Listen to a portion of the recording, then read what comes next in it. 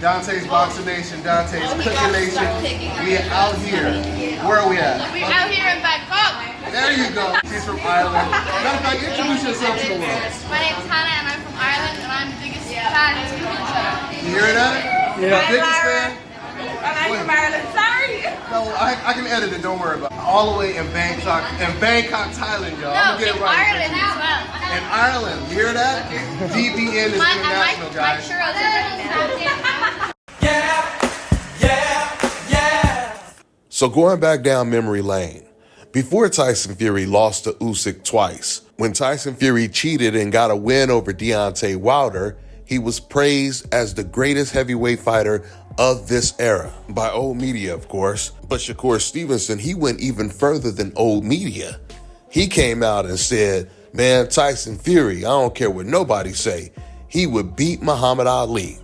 And then he started doubling down, doing other interviews, explaining why he felt he would beat Ali. He even went further than that by saying nobody in the history of the heavyweight division would beat Tyson Fury. But the strangest thing out of everything that Shakur Stevenson said was why he felt that nobody would be able to beat Tyson Fury. And he was basing it purely on Tyson Fury's size, his weight, and his ability to box. And it's just so odd hearing this from Shakur Stevenson because Shakur is a fighter himself with a high boxing IQ.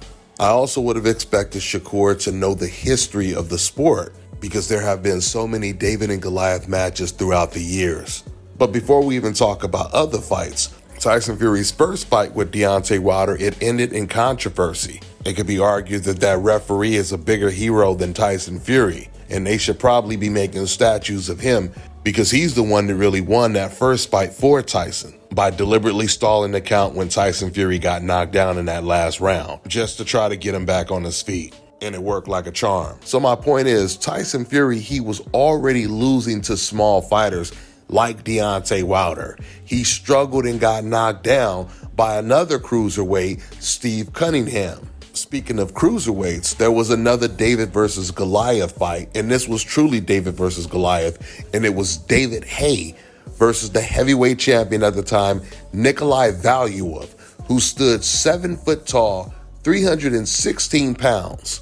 He was over 100 pounds bigger than David Haye, who stood at 6'3", and David Haye beat him to become the heavyweight champion of the world. There are many examples to make when it comes to the history of the sport, but going back to Tyson Fury, he also damn near lost to Francis Ngannou, a fighter who had no boxing experience at all. And then Tyson Fury, he loses to this cruiserweight, Oleksandr Usyk, which is why every single thing that I just said right now completely defies the logic that Shakur Stevenson was using. Once again, David had no problem taking down Goliath. So Shakur, he reacted to this fight by apologizing to Oleksandr Usyk, giving him his flowers. His exact words was, "My apologies, Usyk, you different." And there's no doubt about it. Usyk is definitely different. He's the best heavyweight right now in the world. You can even say he's the best fighter of this You could even say he's the best heavyweight fighter of this generation. But there is still unfinished business to do for Usyk. You know, a lot of people don't realize this, but when it comes to the other heavyweights, the other generations, like the Lennox Lewis generation, not only did Lennox make it to the top of the mountain and become the champion, but he also fought all of the young up-and-coming lions and beat them. Fighters like David Tua, Vitaly Klitschko, Michael Grant. And when Vitaly Klitschko was a champion, he did the same thing. He fought the young, hungry lions. But the only difference is Lennox Lewis beat Vitaly as well. So now that Usyk has made it to the top of the mountain, let's see what type of young, hungry lions he takes on.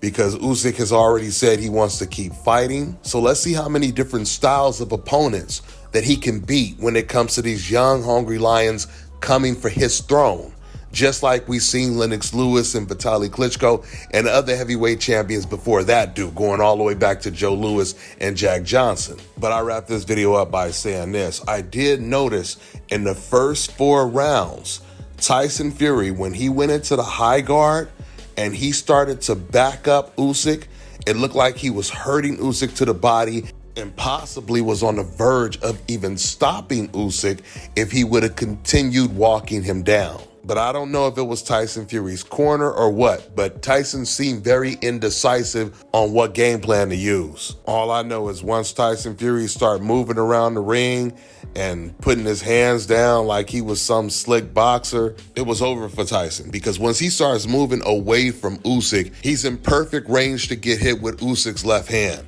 And that's what Usyk wanted him to do. He wanted him to back up. But on the opposite end of the spectrum, I don't think Usyk can fight on the back foot. Once again, when Tyson was backing him up, that was the most vulnerable I've ever seen Usyk look. Like a lot of Eastern European fighters, they are very weak to the body. And a lot of them are not comfortable fighting on the inside. I mean, if you go on YouTube, you'll see a lot of clips of Usyk getting knocked down with body shots. He got knocked out with a body shot by Daniel Dubois. In fact, that might be the only fight we've ever seen where a fighter got knocked out and got a rematch in the same fight. So if they fight again, it will actually be the rubber match. It would be the third fight. And once again, Tyson Fury, he was very effective at coming forward, backing up Usyk, and going to the body. Now, I don't know if it's something that Usyk landed that discouraged Tyson Fury, or once again, if there was confusion in his corner. But whatever the reason is, when Tyson Fury stopped doing that and once again started moving around the ring, the fight was over for Tyson. He almost had no chance of winning, even though it was still competitive. But with that being said, I'm gonna wrap this video up. That's all I got for now, guys. I'm on to the next one.